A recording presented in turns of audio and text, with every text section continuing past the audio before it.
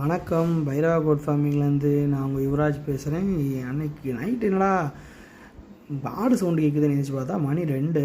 அப்புறம் நானே தம்பி மேலே போய் பார்த்தா ஆட்டு ஷெட்டில் நம்ம ஆடு நம்ம ரொம்ப நாளாக எதிர்பார்த்த ஒரு தலையீத்து புருவக்குட்டி குட்டி போட ரெடியாக இருந்துச்சு.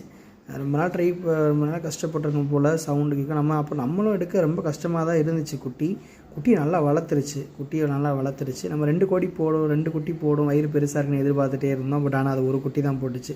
ஒரு குட்டிலாம் நல்லா ஹெல்த்தியாக போட்டிருந்துச்சு. நல்லா உடனே குட்டியை க்ளீன் பண்ணிவிட்டு உடனே அவங்க அம்மா முன்னாடி தூக்கி வச்சா நல்லா அது ஓகே ஹாப்பி. அப்புறம் கொஞ்சம் நேரம் கழித்து உடனே குட்டி எந்திரிச்சு சடனாக பால் குடிக்க ஆரம்பிச்சிருச்சு.